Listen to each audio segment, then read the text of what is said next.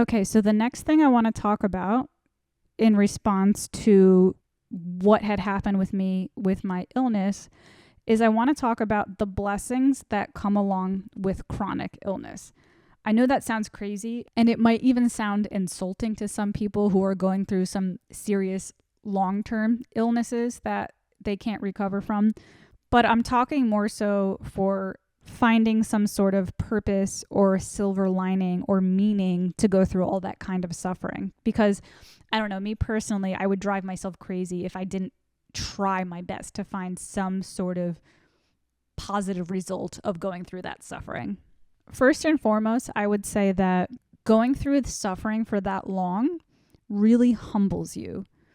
I'm somebody that if I'm not careful, I can definitely err on the side of arrogance, meaning I'm a very hardworking person. I'm very serious about what I do and what I put forward. And sometimes I will admit that makes me lean a little bit into arrogance. Not on purpose. I don't purposely want to be arrogant, but I just kind of catch myself sometimes judging people that aren't taking care of themselves, if that makes sense. How this experience humbled me was because I was doing everything I possibly could to take care of myself to the best of my ability. Now, in hindsight, I was an idiot for not thinking of the humidifier any sooner, but because that thought hadn't crossed my mind at that point, I was controlling everything I possibly could, and I still wasn't getting any better. So having gone through that experience of having no control over finding the solution to this problem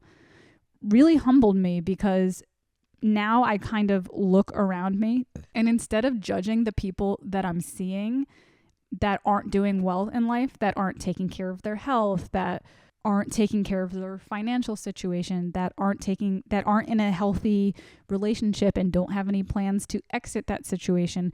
I used to really judge people like that, but now I'm kind of looking at them that, let me pick one of those specific people so I can make an analogy. So let's say I'm talking specifically about somebody who is mentally unwell. They're mentally ill, and they're not really doing anything to change their circumstance. Well, maybe their mental illness is so severe that they can't control it, that they can't do anything to change their circumstance. For example, I'm somebody who has suffered with mental illness, but I also am very proactive about it. I've gotten therapy. I've gone on different medications to try to help myself. So being in that position, I would sometimes judge other people who were suffering with mental illness but not doing anything about it.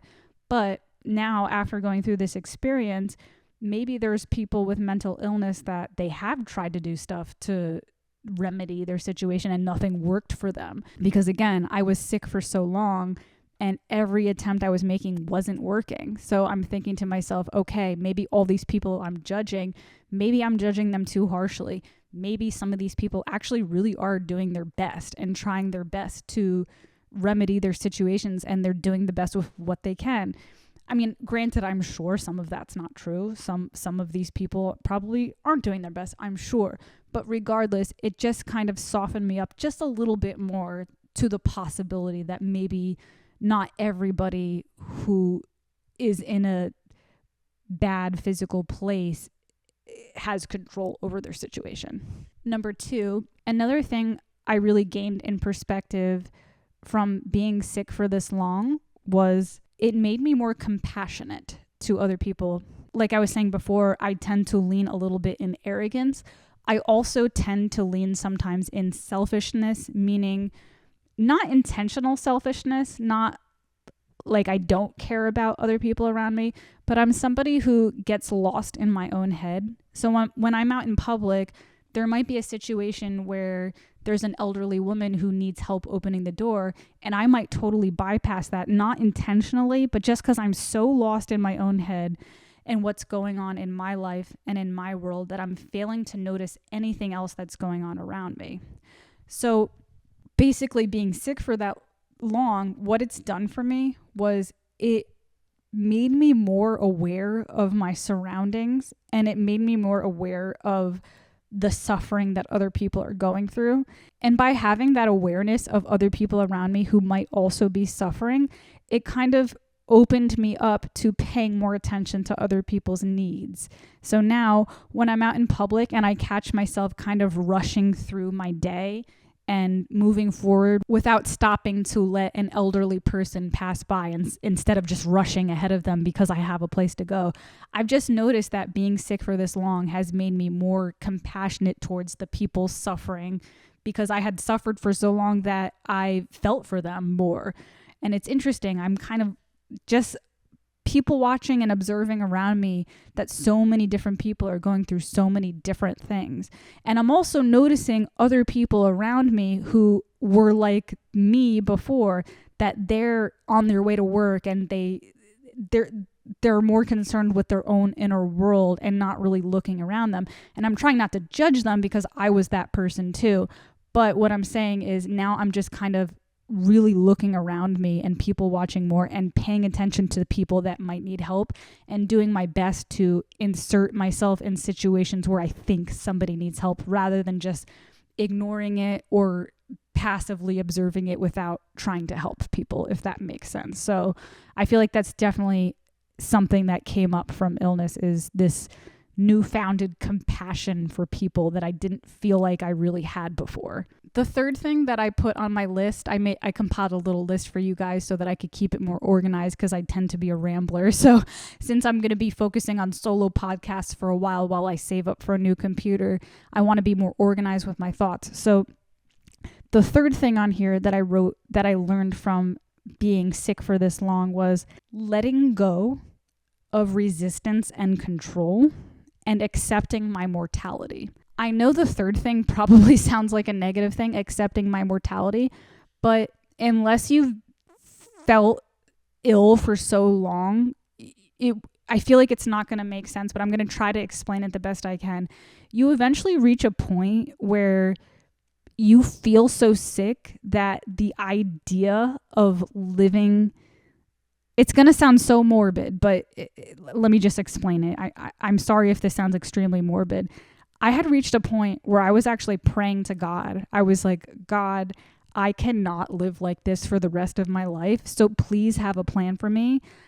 Either take my life because I can't live like this, or please help me heal. But either way, please don't keep me like this. I can't just stay like this. This is crazy. I can't live like this.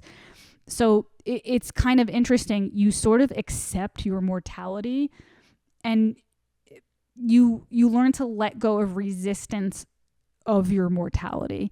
And the reason I think that's a good thing, it sounds like a negative thing in the way I explained it, but in hindsight, now that I'm recovered, I feel like a lot of anxious thoughts and a lot of control issues stem from a fear of the unknown.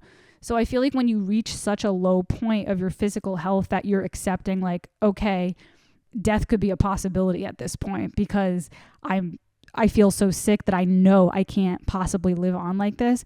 It's sort of, now that I'm feeling better and I'm coming back to it and living my life, I just feel, again, going back to the humility, I just feel sort of humbled about not having control over everything anymore, and just accepting, like, I can only show up and control what I could, and I can only do the best that I possibly can, but everything else is out of my control. You know what I mean? Like, I showed up for myself. I remedied whatever I could by myself. I took myself to the doctors. I stopped engaging in unhealthy habits, and I'm still not better. So like, the control's out of my hands. I don't know what to say. So there's something about that now that I am doing better, that I'm able to utilize that in other ways of my life. So for example, when little stressors happen, like last week, my bike got stolen. So I had some theft issues in Philadelphia. My car was stolen. And a couple weeks ago, my bike was stolen. I was using one of those wire locks, which I assumed were designed to be strong enough to not be cut by wire cutters. But apparently they're not designed that well. The police told me that the safest possible lock for your bike is a U-lock. And apparently chains aren't that safe either, that they can be, usually, most likely, they can be hit with a hammer. So U-locks are your best bet. But anyways, that's besides the point. The point I'm getting with the bike is, bringing it back to letting go of resistance, I feel like maybe the before me might have told myself a sob story about that situation. I might have been like, why me? Everything bad always happens to me. My car was stolen. Now my bike was stolen. It's like my life is cursed. Like, that negative self-talk. And I think it just happened. And I was like, okay, what's the next step? Like, I didn't really have any emotional attachment to it at all. I was just like, okay, bike was stolen. What's the next step? And I controlled what I could. I did whatever I could. I called the cops. I filed a police report. And then I filed an insurance claim and I got a little money back. And granted, that was a $700 bike and my insurance policy wasn't that great. There was a deductible and I was only able to get like about $100 back. But that's it. I did what I could and the rest is history. There's nothing I can do except keep moving on. I hear this phrase in different places, control what you can and let go of the rest. So as long as you know you've done your part, there's nothing else you could really do but what you know how to do. You know what I mean? And you can educate yourself on trying to learn what to do next. But once you've done what you could, you've done what you could, and the rest is out of your control. I've learned this in 12-step programs. I've done 12-step programs. I'm currently doing a 12-step programs, and that's a slogan they say a lot in the program. Control what you can, let go of the rest. And I've also heard this same phrase used a lot in Stoic philosophy. I don't know exactly which philosopher was the one who possibly coined this. It might have been Marcus Aurelius. It might have been somebody else. I'm not sure. But I know in Stoic philosophy, that is also a slogan, is control what you can, let go of the rest. And I feel like tying this all back to what I talked about in the beginning, I feel like getting ill really, really, truly helped me apply that and learn that very quickly. Okay, last. The fourth thing that I feel that I learned and a new perspective that I gained from being chronically ill for that long was I have a radical gratitude for very tiny things in life. For example, when I had that chronic inflamed nose and my nose was blocked for that long, I wanted to sneeze so bad. I hadn't felt what a sneeze felt like in so long. And something as simple and stupid as a sneeze you take for granted that your body does. It's just a natural reflex. But when your body isn't doing its natural reflexes, you miss them. It sounds so strange, but I remember when I finally started getting better, I had one sneeze and it was the first sneeze I remembered having in a long time. And I actually started crying. I was like, oh my God. And I started saying, thank you, God, for letting me sneeze. Please help me sneeze more. I know that sounds so crazy, but you really take for granted how your body functions as a harmonious, how your organs and everything are harmoniously functioning together when you're healthy. You don't think about it. You just live your life healthy. And then when you lose that harmony in your body and something's not right, you miss those little things that your body does. It's so hard to explain. Also, when you recover and you could finally go out and do little things that you couldn't do before, you have this newfound appreciation for them, for the things that you missed. So yesterday I went out and I got myself a decaf cappuccino with oat milk at a coffee shop, and I hadn't done that for so long. I didn't have the energy to do that for so long. Before, all I could really do is get the things I had to do done, and then I couldn't wait to just go home and be in my bathtub or be in bed. That's all I really wanted to do. But when I finally felt good enough to go get a cup of coffee and drink it, it was like I was fully immersed in that experience of, I can almost cry just talking about it. It sounds crazy, but I felt so fully immersed in that experience of just like looking at the beautiful coffee shop and the decorations in the coffee shop and seeing the people, meet up and friends meet up and talk, and just the environment, just living life and being in an environment that is positive. And I don't even know how to explain it. I feel like I'm sounding so crazy right now, but I think that's what I mean by you just get this new gratitude that you didn't have before, because certain things like that, when you just take those things for granted, when you take the health of your body for granted and you just go out and live life, you don't really realize how special everything is, if that makes sense. I don't know. It's so hard for me to put in words, but it's just like, like somebody built this coffee shop, like somebody put the work into creating this coffee shop and making it a beautiful environment and took care of it and brewed this coffee. And this was all built off of somebody's dream. And like you like start to really feel and see those things more when you start to have gratitude for life, and you're not really trapped in the hustle and bustle of everyday bullshit, like with things that you're angry with your boss. And sometimes it takes like having all that ripped away from you for you to come back and appreciate it, if that makes sense what I'm saying. Now, that's my list that I wrote. Those are the 4 things that I feel like I gained in perspective after being sick for that long.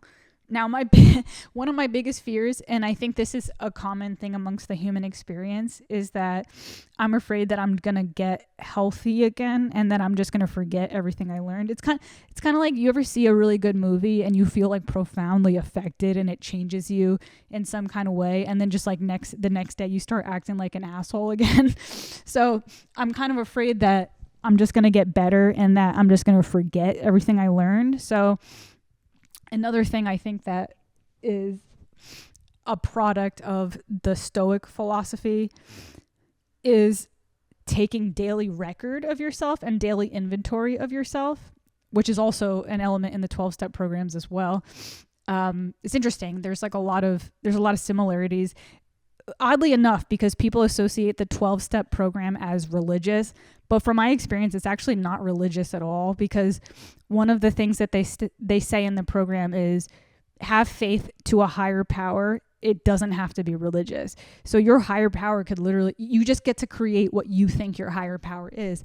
And if you're an atheist, you could literally say that your higher power is yourself. Well, actually, maybe you can't say yourself, but you could literally say, you could say that music, like, okay, let's say you're a musician and you're an atheist and you don't believe in God, but what is something bigger than yourself that you can identify as something that pulls you out of the human experience? You could just say music. That's all you have to say. You know what I mean? So in my experience, I don't think the 12-step program is as religious as people think.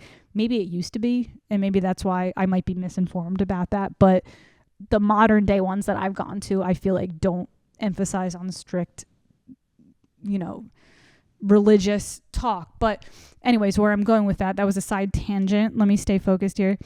I feel that I'm noticing a lot of parallels between Stoic philosophy and the 12-step program, which is super interesting. But where this ties in is that I want to continue to take that daily inventory of myself to try to stay humble. So maybe every day at the end of the day, kind of reflect and say, okay, what did I do today?